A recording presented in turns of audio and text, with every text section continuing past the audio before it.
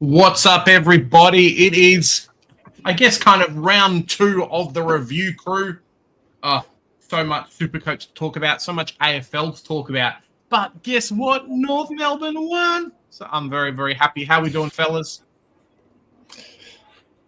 Yeah, good, mate. How you? Oh, bit anticlimactic there. Nice to be on the winners' table. I mean, yeah, feels good. Feels good. How you doing, Coach? Your mic stuffed, mate. I think you're muted. That works too.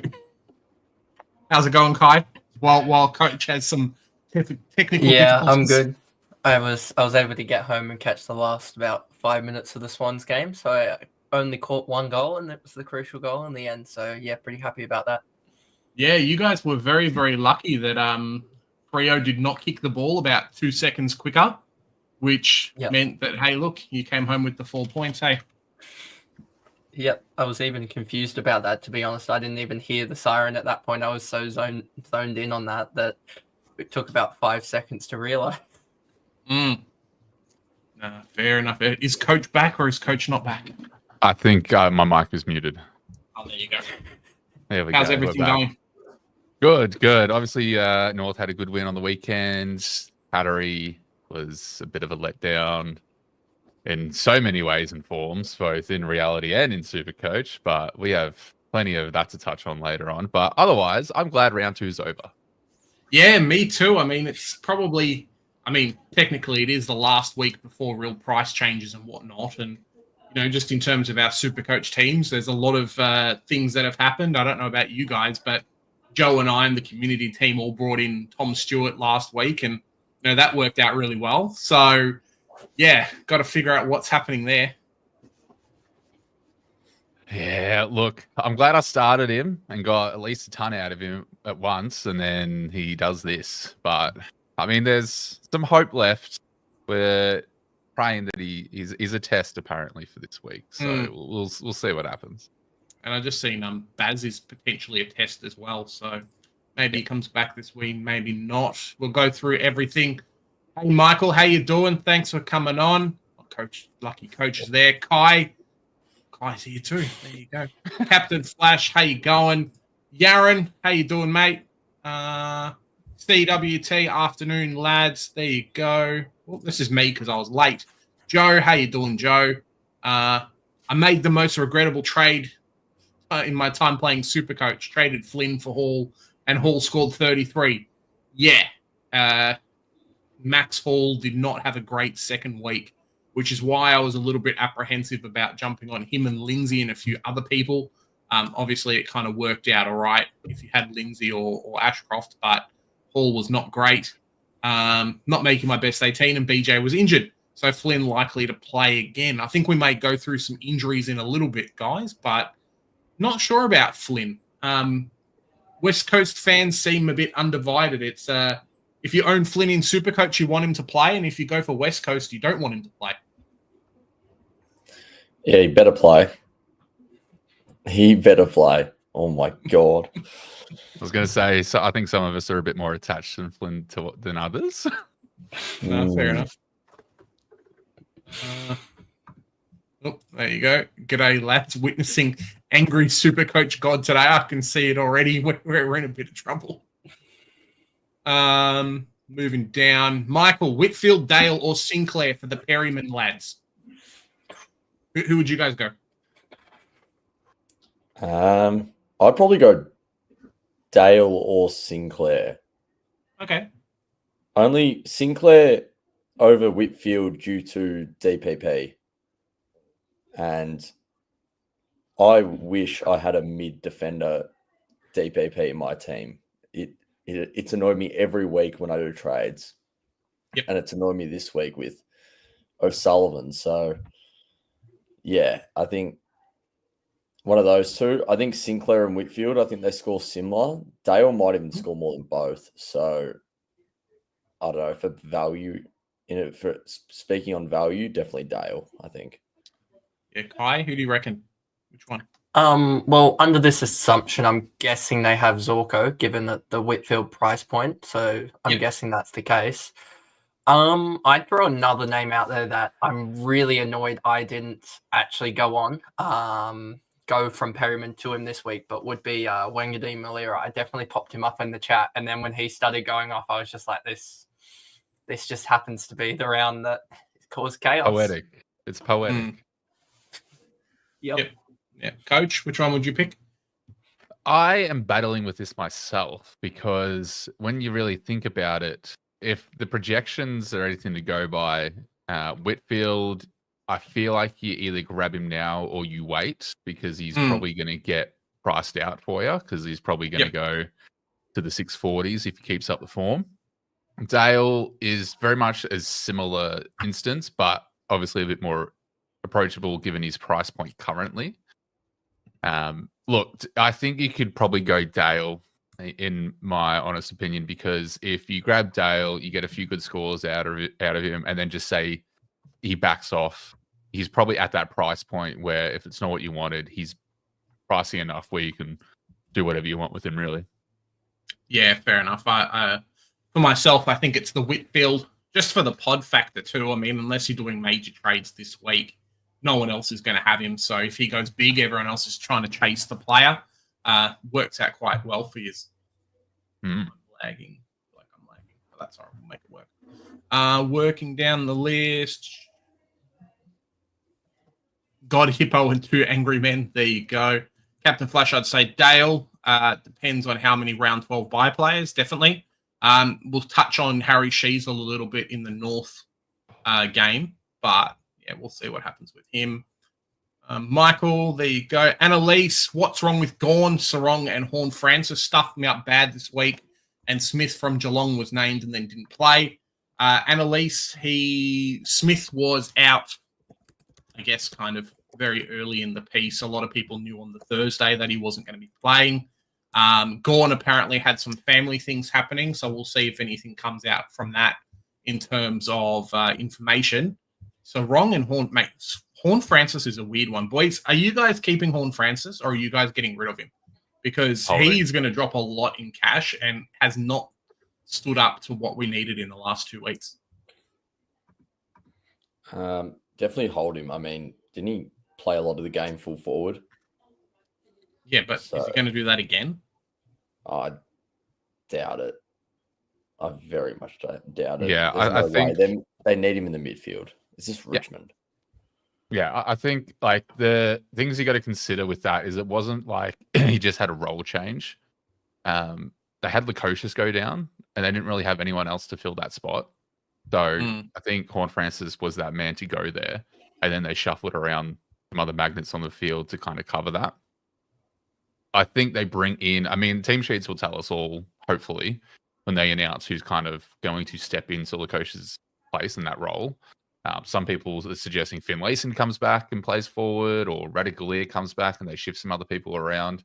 I think they do something along the lines of that. So I don't think the Horny Man himself is going to be back in the forward line. I think they lost so many clearances. I mean, it is Port Adelaide by all means, so you never know what's going to happen. But I would at least hold for one more week. He's probably the least of my worries. I think if you're worried about trading out Horn Francis, you're doing pretty well, because I think all of us have probably seen some other flyers we need to put out from this week. You say that my team's not fantastic and I'm still considering getting rid of him because him to Bailey Dale is basically straight swap, so ends up being all right for myself. What do you reckon, Kai? Keep Horn Francis, or are we trading him? Bad game, or because it's been 2 bad games. I think he scored an 80 the week before, and then it's a 60 odd this week. So, break even's like 170. The break even's 158. 100 score, he goes down 26k. So realistically, are you trading him for? Are you using what I would argue is about 3 trades to trade him and then trade him back in, just for about 100k? And we know that trades are valued somewhere in that 100 to 150k. It's just not valuable. And he's going to be top 6 to 8, depending on the DPPs we get in the forward line. You've already got him there. And that's the thing about him in general, and what I'd say about trades and players in general from starting players is that you're only realizing that loss when you actually trade him out. you're not realizing that loss now when he's in your side. Like that's the matter of the fact it is there. So I just would keep him now. He's going to be there the whole year, and so unless he gets injured and is out for games, then you've got that top 6 to 8 guy. Okay, fair enough. I totally agree with that. I think like Kai, he briefly touched on a very important point. What is the situation when you trade out someone like a Sheasel or like a Sarong and like a Gorn, where they're going to drop some cash, but what if they drop enough cash? Are you going to spend another trade to get them back in once they're out of this little form, or off for 1 week and then back? Like, I don't think the return of trading them out and then back in, and I'm speaking from experience because I did this with Sheasel last year, because I saw him had those 2 poor games. I was like, nah, get me off. Trade him out of my team. And then he ended up going nuts. I was like, okay, I got to get him back in my team now. And I wasted 2 trades to get him back in. And it was just a silly move. So unless he cops a suspension for that incident, I think he's still hold. Yeah. And definitely don't trade out Sarong. Sarong just came off 2 tag rounds. Trust me, I'm annoyed. I'm angry. I went off on Twitter yesterday.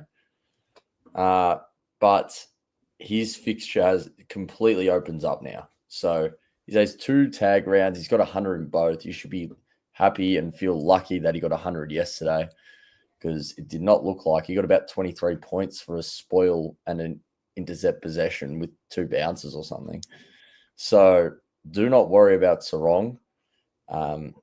Yeah, I don't know about Gorn. I don't know whether you should be worried about Gorn or not. To be honest, I think you should be just lucky you don't have Flynn at R2. Bit of spoilers with Joe's team this week. I think team review, as you say, is going to come out just after this, but he may have traded Gorn to Cherry just to not have the heartache anymore. So we'll see how that works out for us. I told my last pod, Wagner, when he was on 62 half-time yesterday, to dial it back and not to distract attention, and he listened. There you go. Yeah, Wagner's definitely one of these guys that some people jumped on, and he did quite well. And what did he score? An 81? I think he was on track for a bit more, right?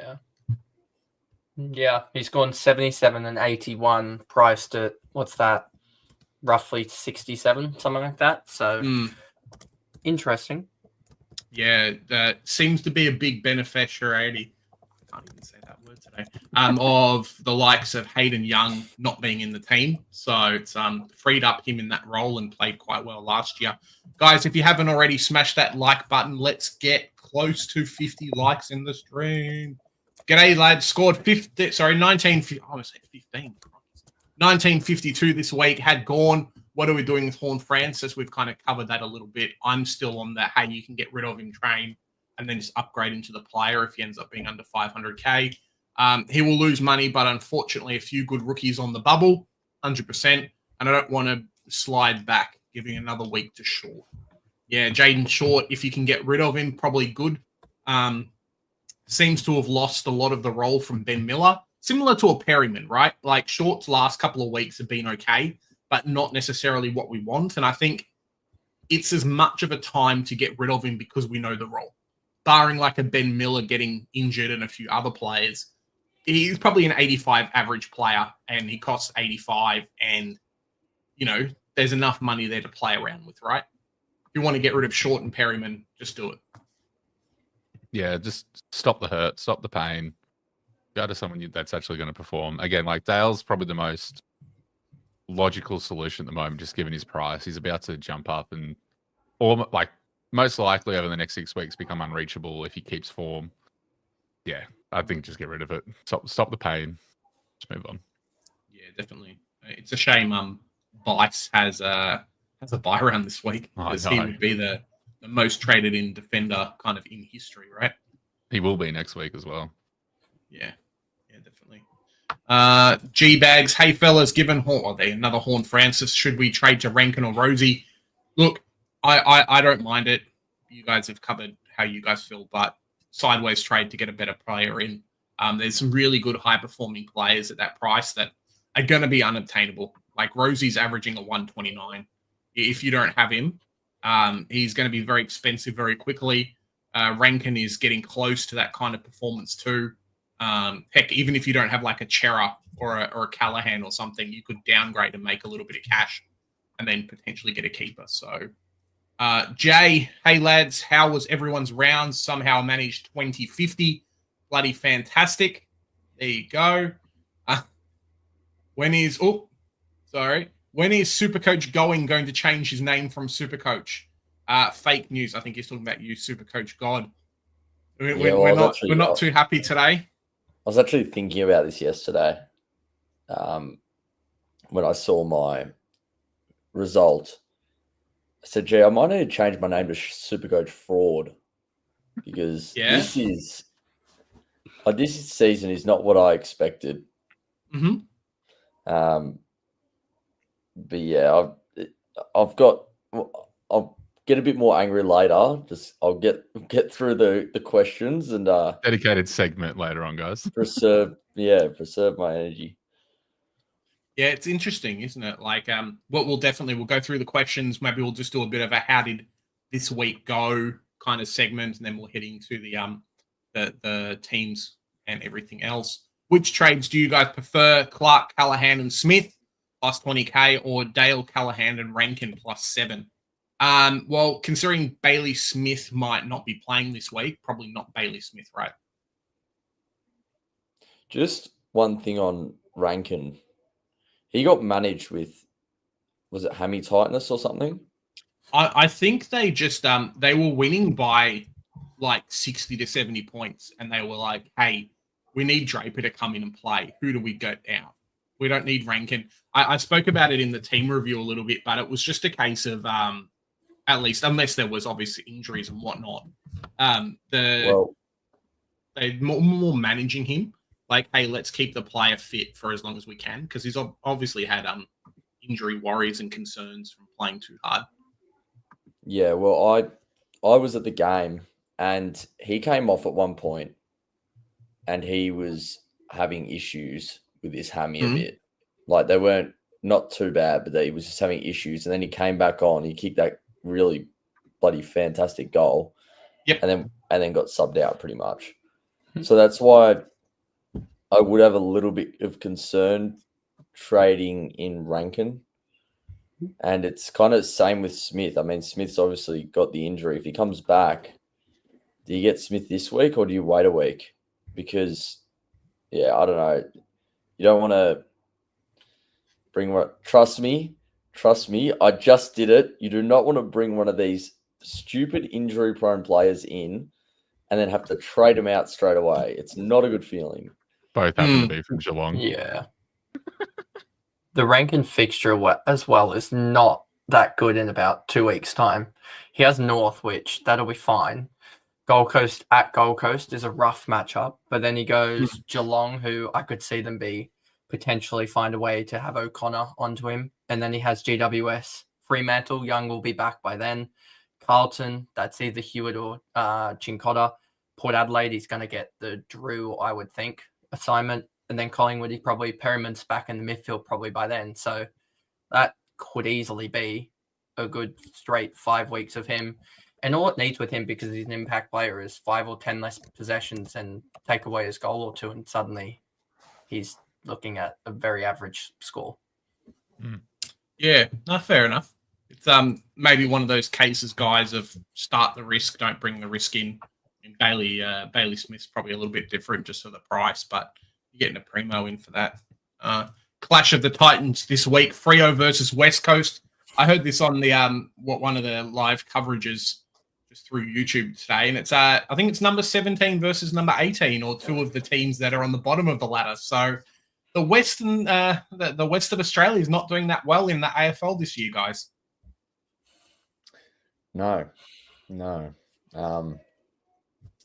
Well, I mean, it doesn't help when you've got some buffoon out there throwing out fingers to the stands, does it? So Harley Reid's not very happy, is he? Yeah, no. He's practicing his acting career. He changed his Instagram profile picture to Ben Cousins putting the finger up. It's just like, Mate, get a grip of yourself. I guarantee you that guy leaves that club and his value is going to go down just because of him being such a little rat. But yeah, in regards to Freo will be fine. Freo will be fine. They'll come good. I see a world where West Coast gets up. Yeah. They almost beat Brisbane. I mean, we'll talk about it when we do the teams, but they almost beat Brisbane. Mm-hmm. Brisbane must have just thought it was an hour delayed start or something. Honestly, that was really weird. Them just being down, was it 5 goals at halftime, 5 goals at quarter time, 5 goals at halftime, and then they suddenly just went, "Oh, we actually have to turn up." Yeah, it's mate. Do you guys think so? A bit of hypothetical, right? Do you think Harley Reid is doing all this because, you know, let's say he wants to go off to Essendon. He's friends with the Dersmers. He's friends with a few of those people. You reckon like he's playing mischief. He's doing these dodgy things to make his price go down. And it's like, cool. By the time September comes, get rid of him. He's no good. He's pretty shit.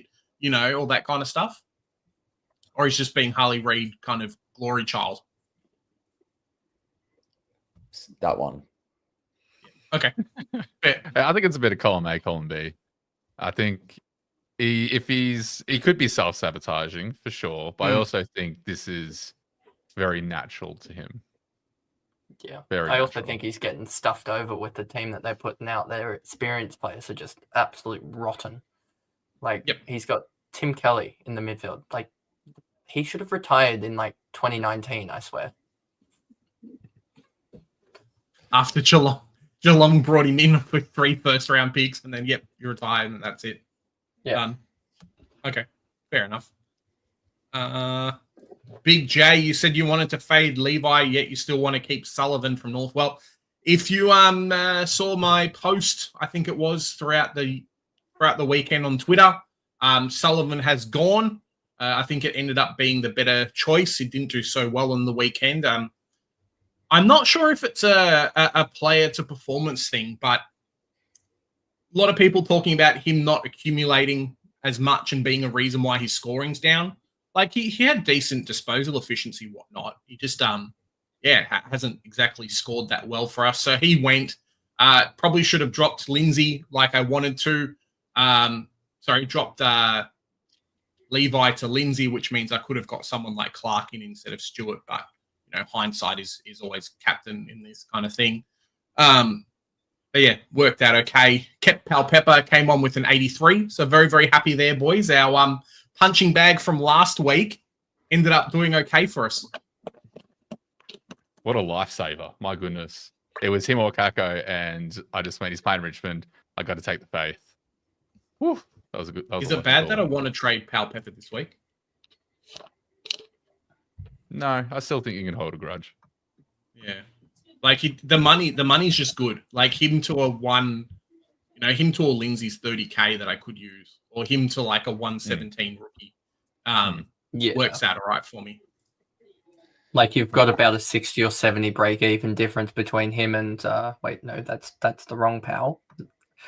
He's got a 0 break even. I was looking at Tom Powell for a second. 0 break even though, and you still got like many guys and many rookies in the minus 10s, 20s, 30s, 40s, and stuff like that. You banking 70K for 10 less break even is actually probably a positive trade in the end. I guess kind of on the opposite side of that argument, that 18 is going to cycle out of his scoring after next week. So if he scores another 70 and then that goes out, he's got like 80, 70. So not great. Yeah, one that a lot of people... It's an either trade this week or hold 2-3 weeks. Yeah, I get that. It's one that did well for a lot of people and now has a broken hand. Looking at Sardis to Henderson and Dale for Perryman this week. I do not mind the trades there, Corey. Very, very nice. Question for you guys. Do you trust Fraser? Have you seen enough to bring him in at, what is he, like 350-ish K or trap?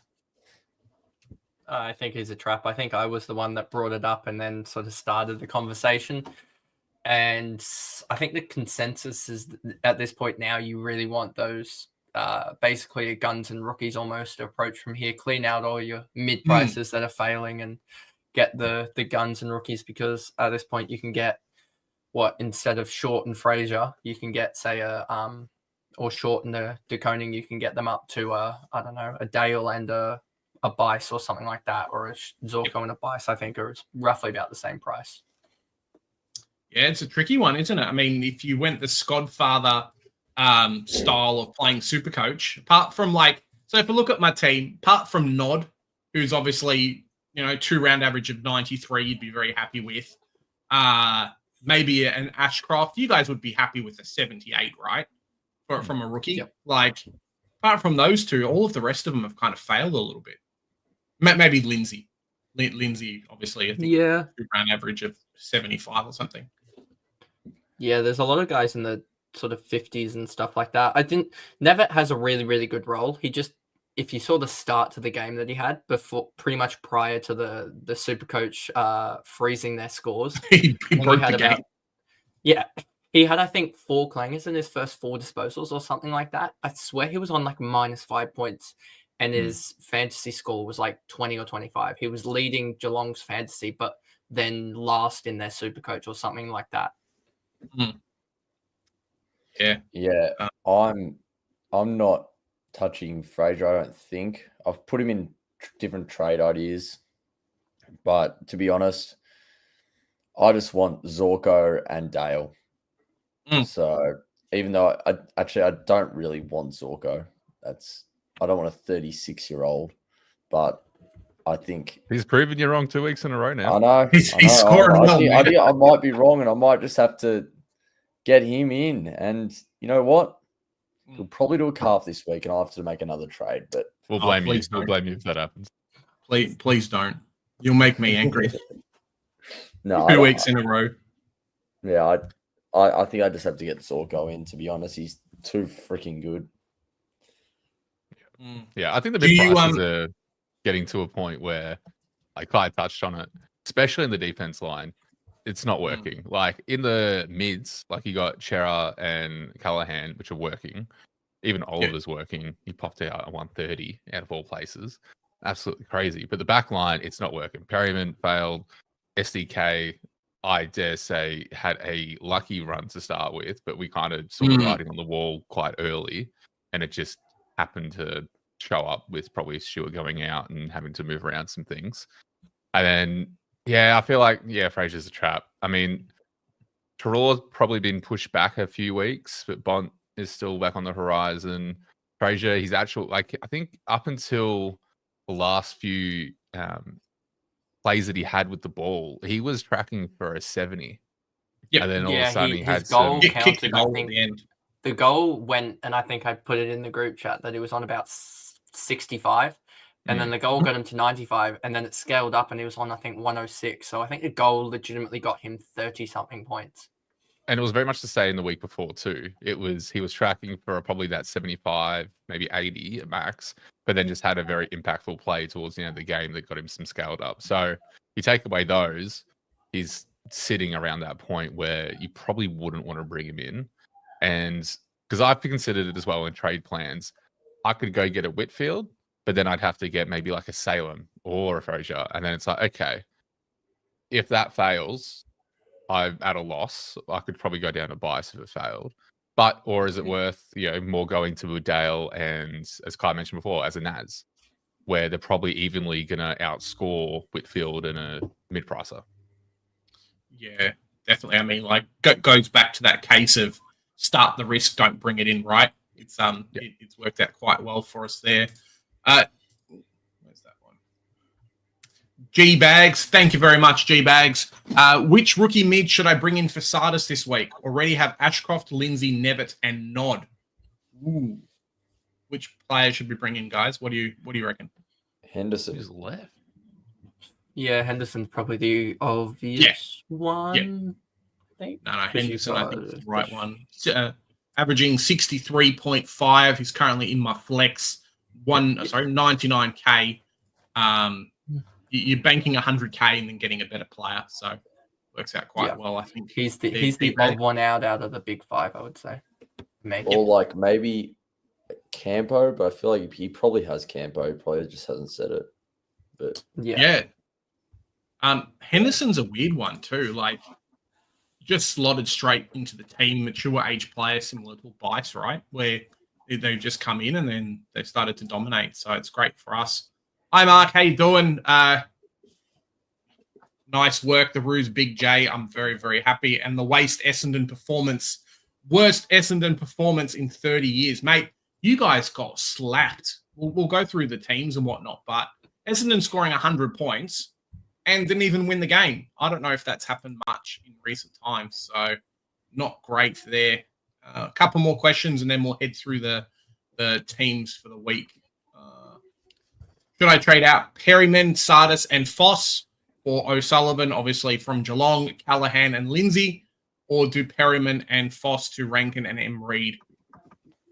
Look, I think you probably need Lindsay. So if you can fit Lindsay in, he's the right one. I don't know about Murphy Reid. Like, he's going to be an okay pick, but I think he's a little bit too reliant on goals for myself. It doesn't really do much else, and then Hay comes out with a goal or two. So maybe that works out well with Frio's team, but I think Lindsay could be a better player. It's about fair, right, guys? 100%. Yeah. Oh, there you go. Hey, Brad, how you doing? Guys, if you haven't already, subscribe to Supercoach Pro. He is doing some amazing things and going on a bit of a bike ride, which you might do a video on as well. So we'll see how that goes. Apologies, I have TDK Flex. That's why I can trade Gorn, as I have Nank as well. Yeah, Nank was even a poor one this week too. I saw a couple of photos of Gorn and Nank in people's rucks and being like, hey, spent $1.2 million on like 260s this week. Bit rough. Very rough. Sheasel had like 67% disposal efficiency and a lot of turnovers. Yeah, it's something we'll talk about in the North, I guess, kind of page, but he may be carrying a tiny bit of an injury. We'll see what happens. Trade Horn Francis or Short or Boost and then trade both guys. Or a bit, Horn Francis is a bit overreaction, a little bit. Yeah, overreaction. Yeah, Horn Francis is an overreaction. I think in the last time we were talking about, I looked quickly at Martin because last year we were all talking about that. He had a 132 break even last year. He went out and he beat it by 4 last year in round 3, and he actually went up in cash. So, and then everyone went, got to get that, and then got to get him in. And then that meant that I think a lot of people missed out on sort of that 23rd, 24th primo in the end. And that was the damage that caused. So just think about that wisely now. Yeah. Lukosius was subbed. That's what we kind of said that. Horny Man is playing Essendon this week. Big score, potentially, Mark. I'm glad I didn't bring in Horn Francis. Like, watch him do that. Yeah, could be cheaper in 4 weeks. Do we think of a lot of people will fall for the Gorn to Cherry round 12 buy trap? I don't know if it's a big trap. I mean, everyone's got TDK, but a bit of a struggle loading up on 2 rucks in round 12, guys, or just stuff it and go ham and fix it up in round 12? Well, do we imagine that TDK is going to be around by round 12? I mean, Pitnet's due to come back before then. Do they play Pitnet? Well, that's the other question. Is at the moment we're still, it's still speculative. Like, we don't know what they're going to try and do. They've tried it for 2 seasons now almost, and I haven't heard any other reports that say different, that they're not going to try and do that. So, I mean, worst comes worse, you just use a trade to rotate off the worst playing ruckman, but I doubt it's going to be Sherry. Anyway, like, you guys will have your Sherry and TDK, for example, in your round 12 buy, and I'll still be stuck here with Matt Flynn with a freaking 0. So don't worry, I'll have 2 zeros as well, mate. Don't worry. You can trade Horn Francis to him. You could do that. That would work out okay. Horn Francis and Flynn to Connor Stone and Sherry. Yeah. Why not? Just do it. No. I'm not going to read Michael's. BJ only had a cramp and was far. Okay, cool. Yeah. Not rubbing in start. Clark or Dale, Zach asks, guys, if you had to pick one. Both have had a pretty fantastic run. Yeah, they have. It's tricky. I think Clark is more consistent than Dale. I think Dale has his spike scores early and then comes back down to earth. Mm-hmm. I dare say overall for a season-long pick, I'm actually going to put Clark just ahead. Okay, fair. Yeah, I quite like Clark as well, even just for the round 13 bye versus round 12. A lot of it's got a Sheasel and stuff in the back line. So, you can get both. I may get both this week. But yeah, it's going to be interesting. Warner's on track for forward status. There we go, Corey. I have asked Al Patton, guys. I've asked him, hey, Al, can you do us an article this week of who's got DPP coming? So hopefully that comes out at some point. Did Petrarca play enough forward last weekend? I think he played 68 CBAs. So, yeah, give me one sec. Petrarca. Yeah, but he didn't the week before. The week before it was like 81 or something percent CBAs. So. Yeah. So the last... Warner's totally going to be that guy that lands 1% short, isn't he? Because he's going to be used like the whole last quarter, the round before DPP. Yeah. And then we're going to be going, well, that stuff's it. Because looking at it right here, he's probably like, I would hazard a guess, 37, 38%. And that threshold's 35%. So will be interesting ones sort of, especially because they did bring on the extra midfielder in Sheldrick late, and they've got Mills coming back, etc. So the Swans midfield is chaos. Yeah, maybe Cox doesn't have him in Supercoach and doesn't want everyone else to have a really good score. So, hey, stuff you guys, it's not going to work out well. Frankie saying here, thoughts on Connor O'Sullivan if Stewart plays this week and the likelihood of STK going to the back line.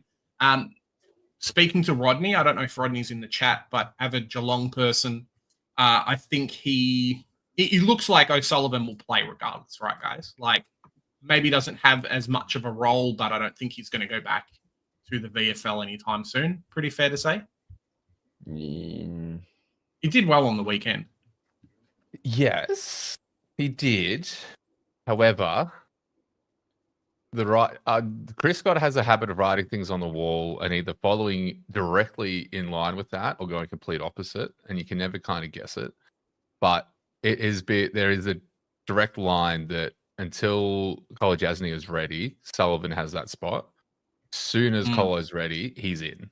Now, whether with the Tom Stewart injury, if that means, because we're still waiting for a timeline, he could be, they say he's a test for this week, but I have a feeling it's going to be like a late exclusion from the team, and he's probably going to be out for 2 if it's a minor like PCL injury. But that will definitely help get his spot for a little bit longer and hopefully see 2 price rises out of him. But if Stewart plays, that means SDK probably still maintains a bit of that midfield ruck. If Stewart's out, we're probably going to see SDK thrown back.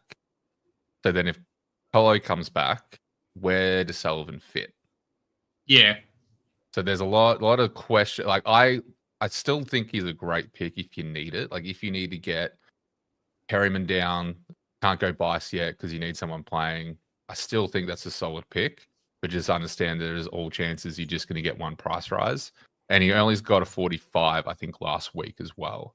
So his ceiling might be what we saw. So don't expect the world.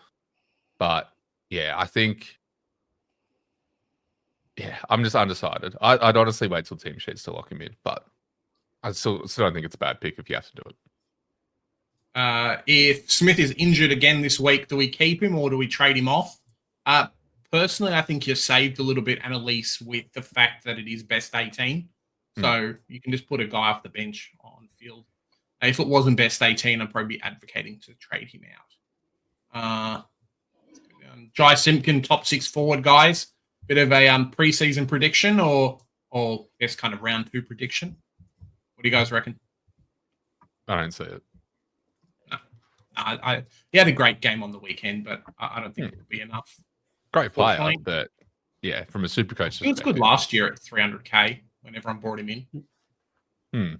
He's already down at 108.5, and he's played the Bulldogs and Melbourne. He's going to get those tougher matchups where he just scores a 70 and stuff like that. He doesn't have the best role as well. It's like a 25-30% CBA role, if I remember correctly, which they're so hit and miss, those roles. I mean, we saw Rankin's, who was it? Hugo Garcia scored a 50 in that role the same week that Simpkin went 115 or something like that. So, same role.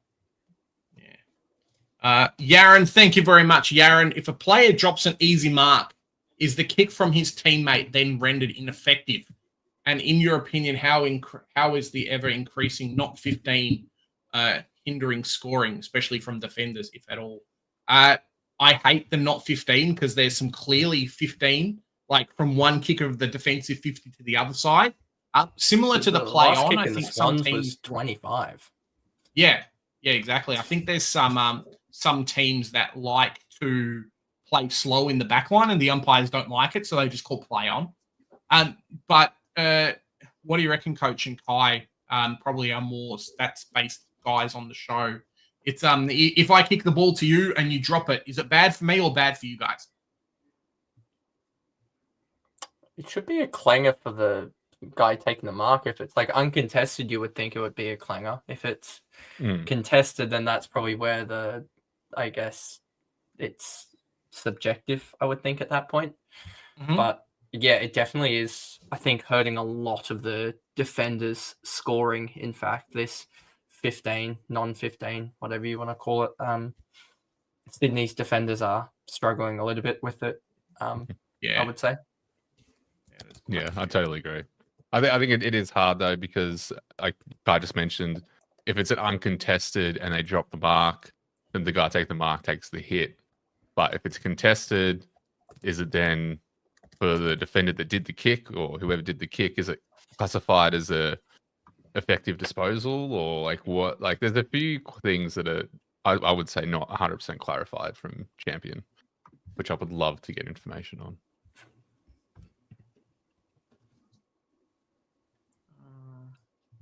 Yeah, I have no clue, so I don't. Fair enough. To be honest, I just look at them when my player kicks the ball and someone drops an uncontested mark. I just think if I don't get that as effective, I'm gonna lose my shit. So that's all from me, really. God's going to go down to wherever Champion Data's headquarters are and have an absolute word to him. Oh, mate, I've tried. Yeah, Kelly was awesome. Kelly did very well, best on ground. Gents, this week, prioritizing the 3 best money-making cheapies, as you should, that I don't have on the bubble. Have SDK, I'll give him a week. I think SDK is probably hey, let's make as much money as you can and then offload. I don't think he's going to be the keeper that I think a few people wanted him to. Gone mad, do I type a few rookies and have an average score this week and leave Roberts and Dacos on the bench? I think Roberts and Dacos on the bench is fine. Or do I sideways them for point scorers? Nah, keep them on the bench. They'll be best in their positions. So don't do that. Get the best rookies this week. Maybe I'll put out a video about it, but make sure that you've got the best rookies heading into next week. Who's the clown who said Kelly should have retired after his 5th in the Brownlow? Do I trade Gawn, Sardis, and Reed to Nod, Dale, and Libba with 15k left? I guess he has Gawn on flex, maybe. Look, I think Nathan TDK. Yeah, I think Gordon will be okay. But if you want to do it, you can do it. He's going to drop in cash, and if you only care about that, all right. He gets Nod as a part of that trade, so yeah. I think it's worthwhile. Okay, fair. A couple more questions. We'll smash into the teams, guys. Sardis is a hold in my position, in my opinion. Parrish just hasn't been parishing like he used to, 100%. I think he's on the slow burn, and if a club came in and said, hey, here's some cash, Parrish would leave. Sardis broke his finger. His misso rolled the wrong way, I heard. There you go. Are we worried about Horn Francis and She's all watch and see, I think. That's probably us, guys. We're going to head into this week's games. Stay tuned. It's going to be awesome. Oh, there we go. That's what is that? No, why is that not working? There you go. That's our week games. Who's up first, guys? I'll start us off. And then we'll it. just hand over to whoever we feel is going to have as much pain reading through the game. Yeah, we're going to start with smash them out. We're only going to talk relevant players. So, without further ado, we're going to smash into Carlton. Chera, repaying anyone who started him. He's been Yep. really consistent with his scores. Not just a nice 113. He's going to do quite well. Cripps 108. Can't really complain all too much if you started him. DeConning a 104. Disappointing for VCers. I was one of them. Just was on the pine for too long. Don't know what they're doing over there, but not working. Walsh, if you started him, he did enough. Camporelli, 52, and he got subbed. Maybe some question marks, maybe some concerns on, if he's going to be, best 22 of their team. Yeah, really unsure how to analyze this one just yet. So keep an eye out to see what's happening, because there could be some movements as well. Lord was the sub and then came on. So we might see Campo start as sub potentially. Outside of that, nothing too crazy to go through for Carlton. A lot of Blues fans are very blue at the moment. It's been a rough start to the season. Guy Newcomb, a 149. There has been lots of words that when Newcomb pops off, Day's probably going to be quiet, and we saw that happen with this nice 76 being really rough for owners. You brought him in for the preseason, you fell for the trap. Now you're not sure what to do with him. Really unlucky, but a sneaky pod has popped up quite consistently in Amon. I'm watching him potentially grab after the bye. I just went up by 17K, so fairly decent price. He looks to be a bit of a playmaker for the team, getting involved in most passages. So one to watch. Sicily, again, 99. He's just sitting under what we really want him to be averaging. Again, he's Mr. Fix-It for Hawthorn. They'll throw him wherever he's needed, and it's just not providing the consistent ton to 110 that we kind of love to see from Sicily. Meek kind of did better. We've been worried before, but 9 is not too bad. His fixture does open up after the bye, so I don't think we've seen enough to really be confident in picking him up after the bye. Say, for example, Pitnet comes back and it's dual ruck at Carlton. I think we need to see a few more good things from Meek before we can confidently make the trade. Otherwise, I think that's it from Hawthorn. McKenzie, I know a couple people had a shout for him with Warple out and having Josh Ward come in as well. Actually, Ward was a good shout. Bit of a quiet one for a direct replacement while Warple's out. And hey, if you got him in, you are very happy at his price for a 101. I'm going to pass over to Kai to run us. Actually, I can't give Collingwood to Kai. I have to give it to God. God, run us through Bulldogs and the Pies. All right. Well, boys just got the job done. So happy days. I don't know. I didn't see the free kick count. I don't know what anyone's talking about. I thought it was pretty fair. In fact, I thought the first 5 minutes was very biased towards Bulldogs. So, yeah, I actually thought, we probably deserve more free kicks, to be honest. But anyway, Libba. If you got the Libba man, he played very well, and he was always going to play well in this game because 100 years of the Scray, if you will. So, yeah, I feel like he was always going to play well in this game. Probably a bit. You probably don't really want to go there due to his age and being an inside bull midfielder. He has one more concussion, and he's pretty much done as well. So, yeah, I wouldn't touch him. Dale, geez, he's really rewarding people who started him. He has gone absolutely berserk. So definitely a trade target potentially this week. So played he was on I don't know what he was on at halftime, but he was on a very low score at halftime. And I thought, all these people saying they were getting in Dale. No, not for me. But then he just came out and proved us wrong. Sam Darcy's a sneaky one, I think. He's about 400K in the forward line. So I think he could potentially be a top 6 this year. Nothing really saying that he can't, apart from the fact that he's a key forward, which I don't really like. But yeah, he looks like he's having going to have a big year. Tim English rewarded people who held, I guess. people would have been frustrated after that round 1 score. So yeah, good on you if you held him. Ed Richards, my pod that I didn't end up going with. Yeah, 105, pretty good. I thought he would have scored more, to be honest. Yeah, 105 points. 105 second half of Dale. Holy ridiculous. Richards. Thought watching the game live, I thought he's definitely gone like 130 here, but only the 105. Fraser, a lot of people are thinking of bringing him in this week. We've spoken about him. I think the play in the back line is guns and rookies, but if you want to take a punt on him, and if you started him, well done. Sam Davidson, is it Sam? He scored the 72, so yeah, way better than last week. Good fieldable option this week, I think. Sanders, lucky I traded out that fraud because he is not very good. 62. Probably trade him out this week if you have him. And that's about it for the dogs.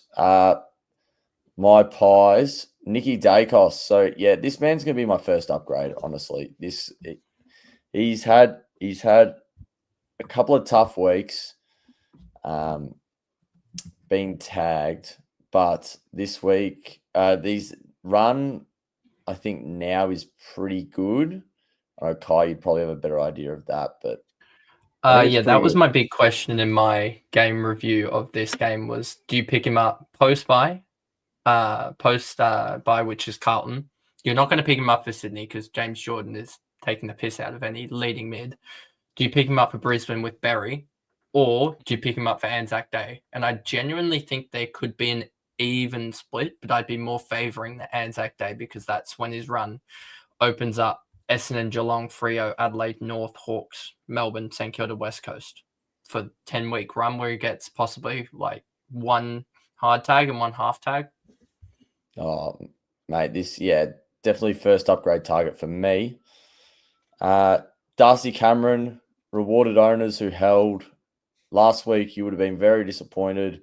Flynn outscored him. Flynn outscored English, and this week, everyone trolled me. So outscored Flynn.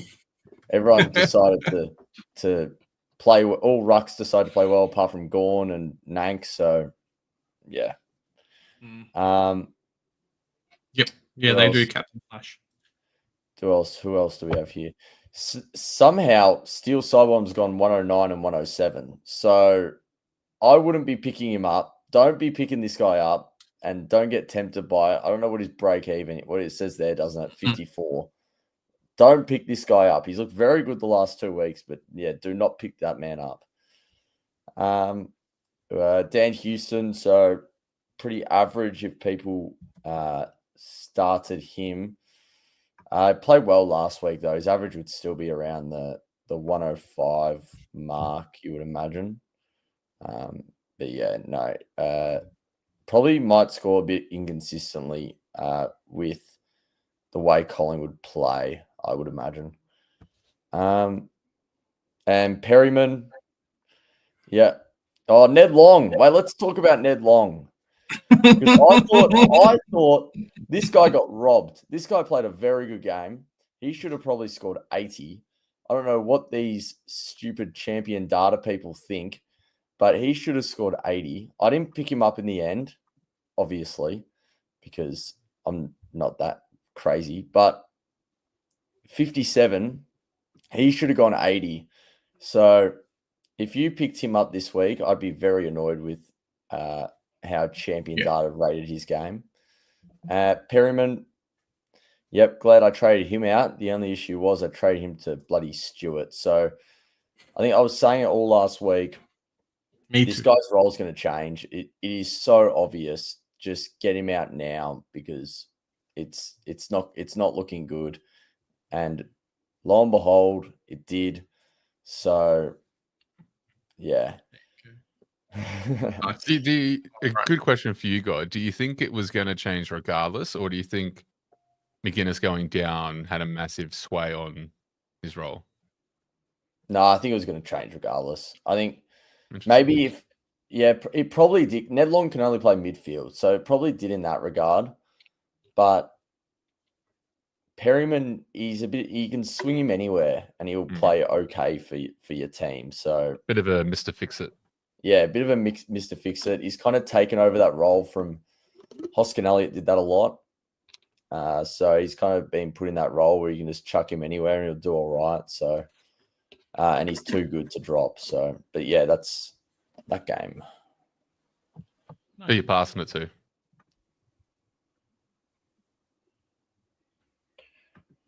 Oh, sorry. Kai, you can have this one because I stole your last game, mate. Oh, good. Essendon, somehow a team can score 100 points and still lose by 10 goals. I'm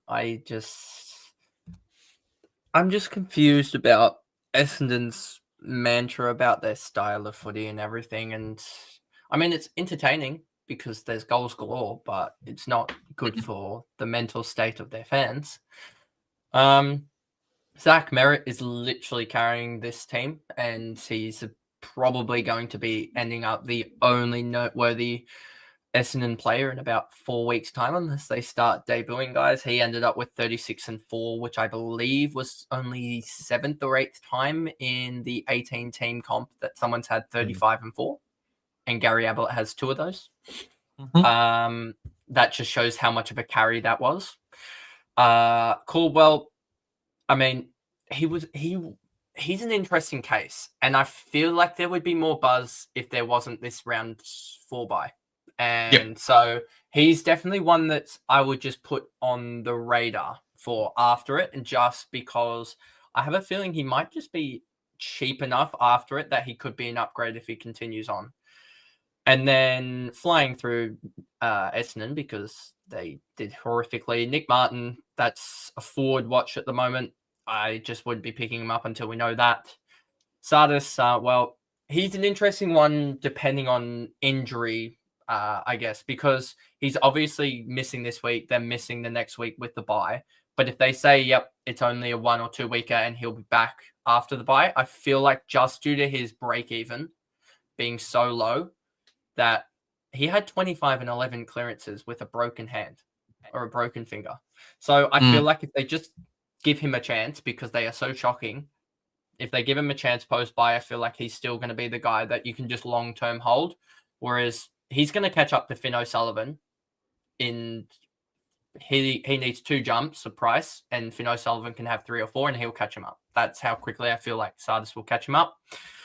Then you can... Pryor, he did all right for a rookie. My plan for him is just he plays another week, and I said I think it's 60 gets him to 200k, and then just trade him to buy. So I think that'll be the obvious plan for most people. Or it could be his other partner in Zach Reed could do the exact same thing, but you're going to get less cash out of him. So I think Reed's a longer term hold because of the position he plays in. Key defense is probably more an obvious hold than Pryor, more that smaller medium that Redmond can kind of do. So I think that's the reason behind that. And then Kako, I never liked these small forwards. He somehow had a 34 kicking 2. That's a pretty good achievement to somehow score that low when you think goals are worth 6, 7, 8 points. So he somehow scored about 20 points outside of that. Moving on to the likes of Adelaide and Dawson. I mean, he was classified as a kind of a Mr. Fix-It, but he's just in that midfield role, and it looks pretty good for him. Don't know his exact CBA time, but I'm pretty sure it was over 50%, which is, I think, one of the lines where he starts going hectic in his scoring. Keys pulling up 4 goals is surprising, to be honest. And then Crouch, I mean, it feels like every year he's going to do this until he finally gives way to the youngsters. He pulled out a big score. Wouldn't be touching him, to be honest with you, because if Adelaide start going bad, I wouldn't be surprised if they, 1, sack their coach, and 2, start getting their other midfield youngsters in there, like Sid Draper out of the vest. Rochelle, as a forward guy, he's just going to pop off eventually, and then we can Laird had a really bad score for sort of defender, so probably puts us off him from DPP. Miller, 86. Was he 250k or so? I don't know what exactly his break even I would think it's be. about 260-ish, I think. Yeah. So his break even's probably 30, 20 or so. So still not in that area that you'd even consider. Curtin looked good for once. I just want to see him in that midfield role, to be honest. And then Peatling, I'm glad that the preseason game he got chucked out of the wing because he would be another problem for us. And then Sid Draper, please just play in full quarters. Nixie, and that's pretty much it. Yeah, fair enough. Poor Sid Draper. Tell you what, not great. I guess that's up to me going to do Port Adelaide and Richmond. Richmond obviously got smashed 68, Port Adelaide 140. I mean, Adelaide were playing Port were playing at home, but would have liked a little bit more from Richmond, considering how well they did against Carlton last week. Connor Rosie's a gun. He was on like 60 points at halftime. Sorry, no, not even 60. We can check it there. I think he was on something like 47 points at halftime, and I was a little bit worried. Came back, kicked a couple of goals, ended up on 130, so very good. Jace Burgoyne, kind of under the radar, 127, just continues on with these halfbacks who, when the team does well, the halfbacks seem to do really well. So Burgoyne kicked 2 goals, 127. Burn Jones, 127 as well. Probably not relevant for Supercoach. Kane Farrell playing off halfback, 104. So if you've got him in your team, you've done quite well. What did he score last week? 1 second.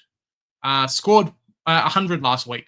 So you've got 100 and then a 104 from a 400k player. So could end up being a sneaky pick there. Maybe you want to downgrade a short or somebody. Just have to worry about round 12 bye. Moving down the list, Ollie Wines probably isn't relevant. Logan Evans, another 100 as well. So fantastic. If you had Jordan Sweet, I think you'd be okay. Not many will, but 480k scoring 100. Moving down the list, we've all spoken about Pal Pepper. Very, very happy. Scored 3 goals on the weekend, which was bonkers. Yeah, that's all I'll say. 3 goals, great. I think at 180k, he's fantastic. And if you kept him like a lot of us did, he's done very, very well for you this week. Excuse me. Josh Sin, 82. Cool. 220k. So I don't like the pick still. I think they just ended up smashing them in points. If you look at the Supercoach differential, and it's the first time that I've ever seen this. You guys can't see it because we're not looking at fan footy, but crazy to say, Port Adelaide had 800 more Supercoach points than Richmond did this week. So, yeah, it is bonkers, just the amount of scoring. I think that's the only time I've ever seen that that happen. So, yeah, kind of talks about their scoring. Well, there you go. Talks about their scoring just going mad. So, let me quickly just check. I think he'll be great, but there's a lot of really inflated points. Unfortunately, Horn Francis was not one of those players. Kind of got parked into the forward line a little bit, which, yeah, hence the 61. He gave away 5 free kicks as well, which wasn't great, and just seemed to like fumble everything. If you look at, 7 clangers. So, take away a few of those, take away some of the clangers. Maybe he goes up to an 80 or a 90, and we're not having the conversation about getting rid of him, but he didn't. So that's how it goes. Joe Berry, 56 as well, so probably not Supercoach relevant. Christian Moraes looked good when he played. Only played 65% game time, but went at 94%. So could be a sneaky 117k swap. Heading over to Richmond, there probably isn't anyone really relevant. A lot of us are jumping off Jaden Short. You can see why. Scored a 71 this week. His price and everything's just going down. A few people had Jacob Blight, 65. So he'll make a little bit of money, but probably not what you wanted. Big disappointing. There's 2 players there for me. Sam Blaylaw, 39, just wasn't great. Really just died off. I mean, they didn't exactly score very well, so it's understandable. But Luke Trainer with the 24 guys, it's not fun. And he scored 24. So I had him on field for Zach Reed, who I was like, yeah, Zach Reed, 36. I'll take the Trainer. He's going to score more. Richmond probably going to get smashed. No, he scored a 42. Sorry, 24. So, yeah. Probably the worst one there for that game, but nice and quick.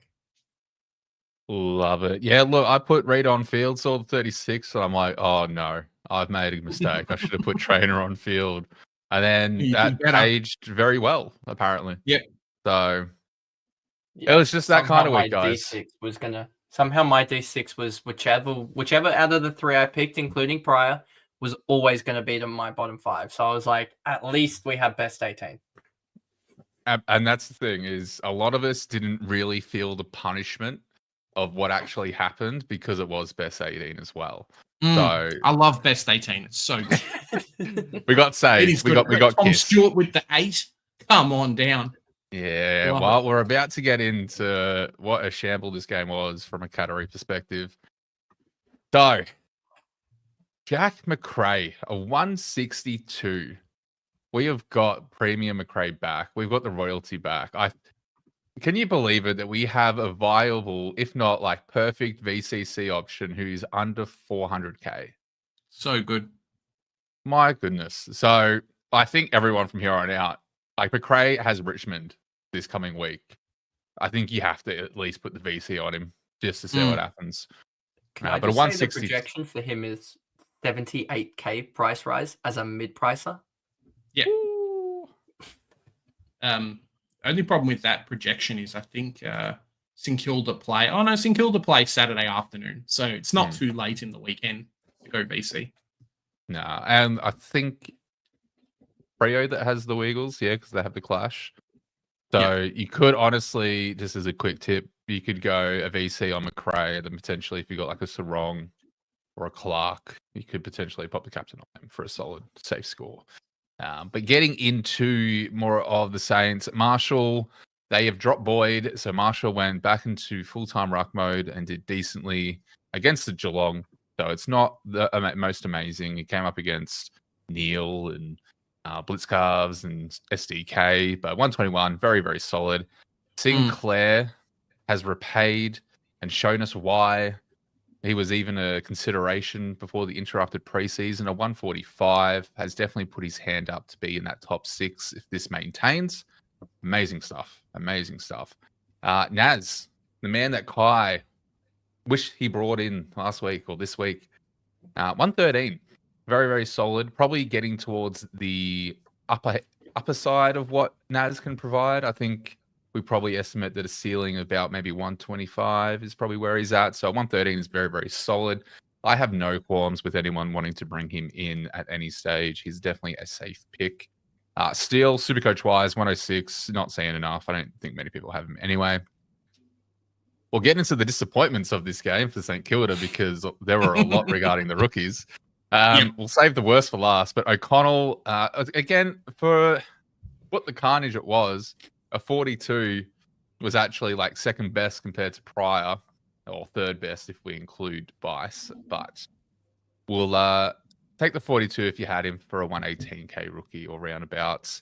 Ball, disappointing 33 for those that went early on him after a nice 70-odd score last week.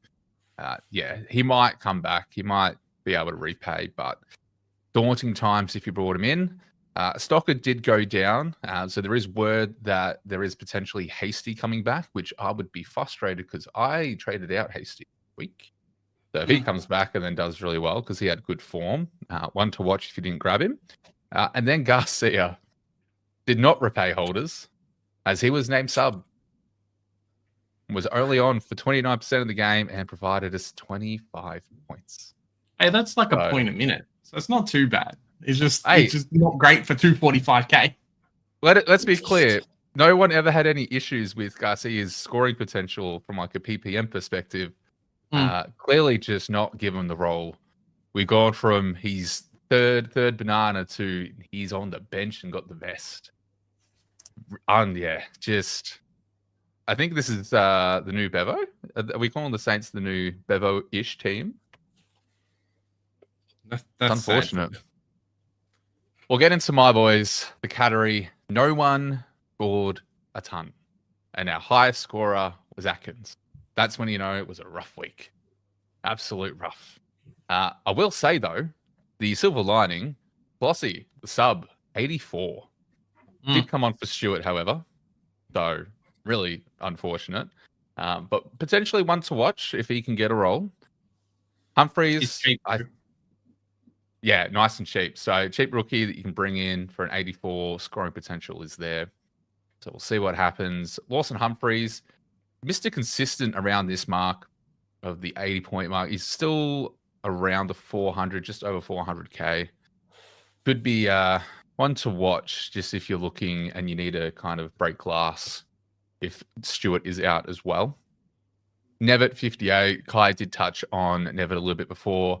Just his clangers really let him down. He still looked good. He probably still should have sat around the 70 to 80 mark, but just those clangers and that DE just let him down a little bit. Holmes, very quiet to start the game. We'll go fantasy by quarter. Now, this is not Supercoach, so do take these numbers. Kai could probably give you a direct correlation from number to number because Kai's all amongst the fantasy and Supercoach. But we can see the first quarter, the tag just worked very well on him, but then Holmes brought his way back through the rest of the game and managed to get a 91 with a Windhager tag. So if you had Holmes, I think this is very promising if this is a tag score. Very much like a Sarong score as well. Talk of the town from Geelong this week, though, is Connor O'Sullivan. Scored an 88 at a 148 price-based rookie. Really solid when we're in desperate need for some rookies to downgrade to help fix some structures. Again, we've spoken a little bit more about question marks around the role and the shifts that might happen at Geelong. So definitely just pay attention to some team sheets and just some words around the category in regards to what's happening there. Tom Stewart's update on whether he plays or not will have a heavily influence on not only Connor O'Sullivan, but also the next man we're talking about with his SDK. Back to the 74 is about where he's priced at. Yeah. Unfortunate. Again, I think I don't have the ruck split here, but I do believe there was more of a shared ruck split with Scarves taking some mid-time as well, and then you had Neil chopping out in the forward. Really unfortunate if you did bring him in. Still potential to make cash, don't get me wrong, but he does have some really tough matchups on the horizon, so Stanley could come in, so you might want to have an emergency exit planned, ready to go. Outside of that, we need to talk about Stewart because I feel like most of us got hurt this week. I started him, gave me a ton at least, so I got something out of it. But then 2 weeks in a row now, Stewart's been injured or hurt or taken something in the first quarter and then sat on the pine. He started crawling, took to the ground, took a knee, and yeah, just ended up in a bad way. Potential PCL. They say it's minor and he's a test for this week, so definitely keep an eye on injury reports, which will most likely come out tomorrow for more information. But I do believe it's probably going to be a late exclusion from the team, kind of what we saw with Bailey Smith as well, who I will touch on very shortly. But guys, I know a few of you traded him in this week. How are you guys feeling? I need to do a welfare check on you guys. Oh, don't even get me started. Don't even get me started. This was the one risk with this man. The one risk out of all the positives with this pick. The role was right. The scoring was there. He had 15 minutes off in the last game and still scored a ton. And then this happens. The one issue with Stewart is there's always one game a year. There's always one where he gets injured in the first bloody quarter and scores a sub 20. And it just had to be this week, didn't it? It just happened again. It just had to. So even if he comes in this week, if there's some miraculous recovery and he comes back this week, he is out of my team. I cannot hold someone who he's probably going to score like a 50 if he comes back anyway. He's not going to be right. So not for me. Not for me. Get out of my team. I'm sick of you. Never again list. I hate it, man. Tom Stewart, like it's not even so much like just Tom Stewart. It's just decisions like this that I'm now behind a week. Like I was hoping to get rid of Jaden Short this week, but now I've got to get rid of Stewart. You know, if you had Stewart and then still had Perryman and Short, like you can't do the trades you want to do. You've got to toss up between getting rid of a guy who's 520k may come in and do something, but probably not, who's going to drop a crap ton of cash. Maybe he scores 120, okay, but yeah, it doesn't look great. I was planning on getting rid of Flynn this week. Yeah. But I don't even know if I'm going to be able to do that. The trades look awful with Flynn involved. They look terrible. Are you afraid of being committed to Flynn? You can't keep 248k on the bench. How you feel about Flynn is how I feel about Foss. I wanted to trade him out last week, and if Sardis is out for this week and then the bye, and then potentially Parrish comes back and ruins the role, I now have to keep holding Foss, and I don't want to. Yeah, I was lucky in that regard. I traded out Sardis last week. I don't know if it's lucky or not, but yeah, trade him out. Still have Foss. Foss is just... Thing with Foss is he looks so good, man. Every time he touches the ball, he just looks so good. He's not an accumulator. It's literally in his bloody draft profile. He's not an accumulator, and we still picked him. How dumb do we have to be? We wanted the McKercher role that we saw at the start. We wanted that half-back role where we just saw the feast of Supercoach points, but it never happened. But we can dive more into that when we look at... we'll make sure Big J has the North Melbourne game just so we can get a bit up and at him about it. The one thing that I do want to touch on with Stewart as well, because it is obviously a big point of discussion around him. If he does play or miss a week, he's done it before where he misses and comes back and pops out a 110 and comes out guns blazing. It is very much because take a loss if you plan on trading them out at the lower price point. If you plan on holding, you don't concede the loss because they're still there. So keep that in mind with players like Stewart. Stewart's obviously, if he's out for more than 2, get rid of him. If he's 1 and you don't have any other fires to put out, get rid of him. But definitely just be on the side of caution. The player we did miss through this. Yeah, sorry, go on. If he's 1 to 2, you get rid of him, definitely. Surely. Yeah. If he doesn't play this week. It literally says 1 week. I still can't keep him, to be honest. I can't hold that. I want to. And this is the thing. This is the thing as well. Is his cash is going to drop. So for those that didn't bring him in, if he comes out and goes bang and hits like a 110, you're lucky bastards because he's going to be a mid-pricer. Basically, you're going to have a fallen primo and a mid-pricer that you could probably take a risk on. But it is what it is. The one player we will touch on because he's not listed because he was a late out for the team is Smith. Reports said that his calf injury did happen in the 3rd of last week's game and he played through it, but he seems to be all good. He's also a test for this week.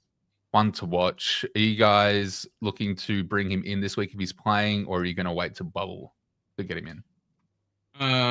Considering I'm not sure what his capability is, I think the surprise, or whatever you're going to call it, has gone for myself with Bailey Smith. If he has another big game, fantastic. But he's not in my trade plans this week because he's not on the bubble. And I will take him next week if I'm forced to. Yes, same. Yeah, very much agree. Wait for the bubble. I think we've got other things to take care of. Very good. Jumping into Brizzy and West Coast. I'll give this. Who's next? North. Yeah, let's go. We'll give it back to God because you want this man. You want Mr. Piggy. Dane Zorko, the He's old the fart, the 57,000-year-old. He just proves me wrong every bloody. Oh, he proved me wrong last year. He's proved me wrong again. So, well done, Dane, you little rat. Lockie Neal, 133. Repaid owners who held him. I mean, I think you had to going into this fixture. There was no other option. And you should be holding for the rest of the season. Dunkley, you'd be very happy with this, coach. 117, you just take it. I had a feeling that this week he wouldn't go there was a chance he might have like sub-ton, but no, he's just he just finds a way to score, doesn't he? So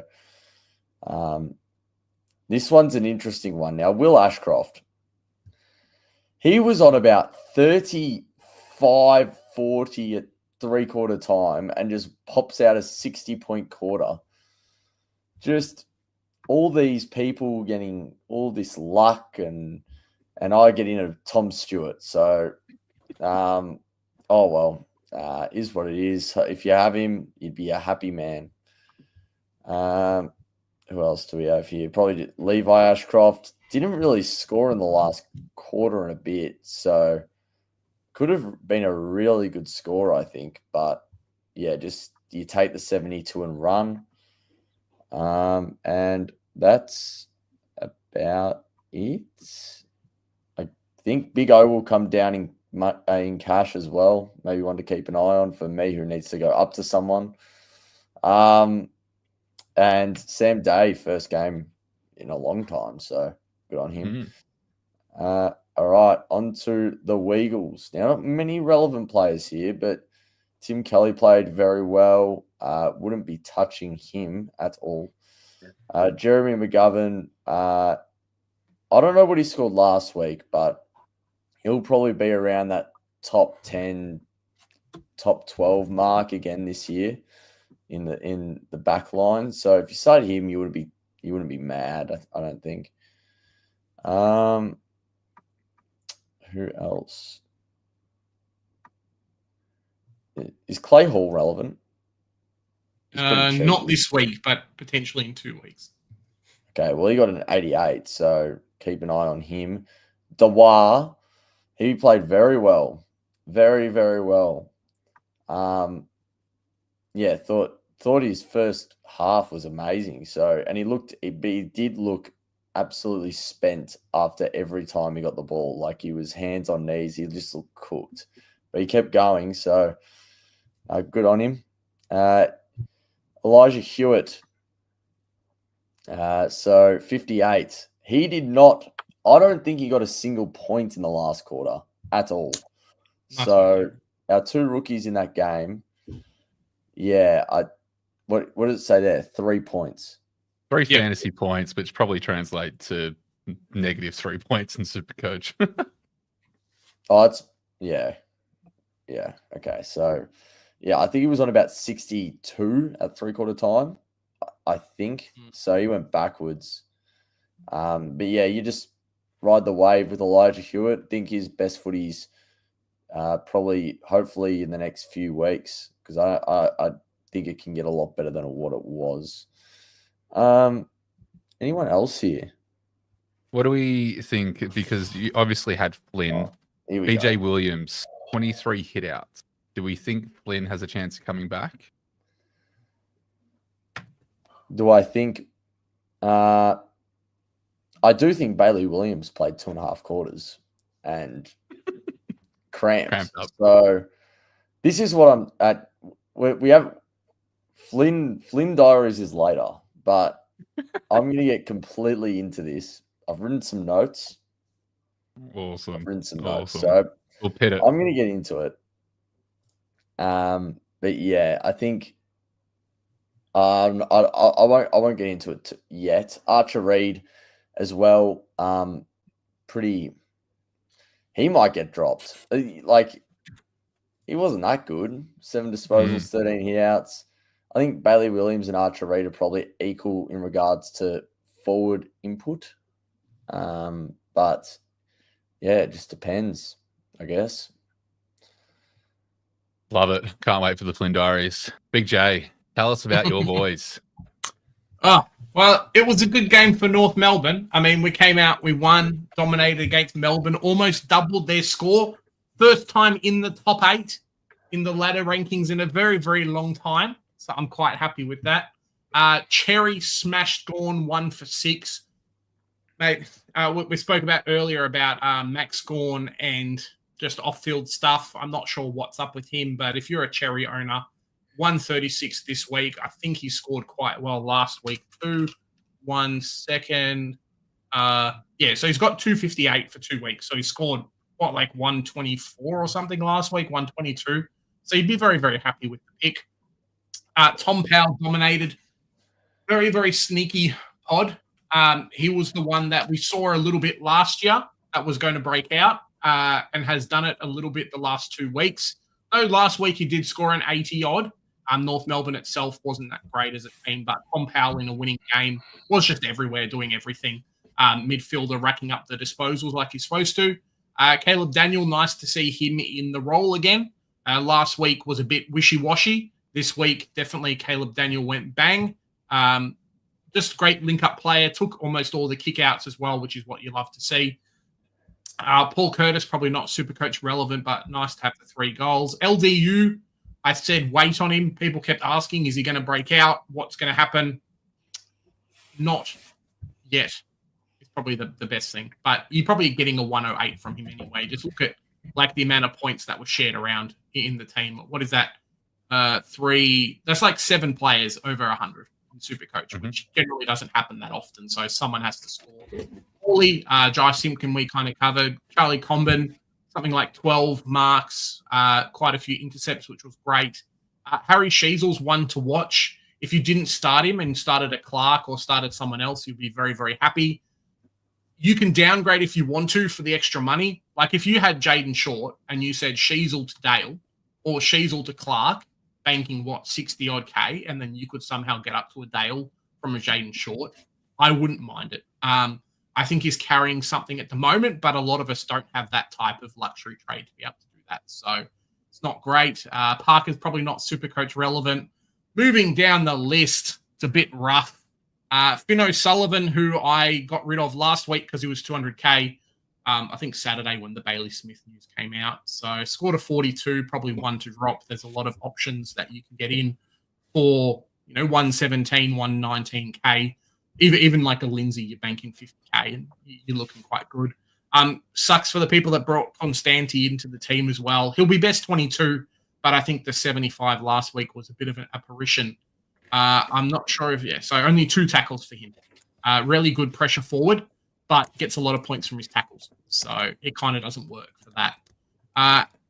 North Melbourne just did very well. I think this is probably going to be around the spread of points that we see when the team does well. Sheasel got 28 disposals, no goals. He's playing that high half forward wing role. Sorry, high half forward mid role. DFS 1 second. DFS said, I think he got like... Do we want CBAs? So 55% CBAs when it's 68%. So the mid role is still there.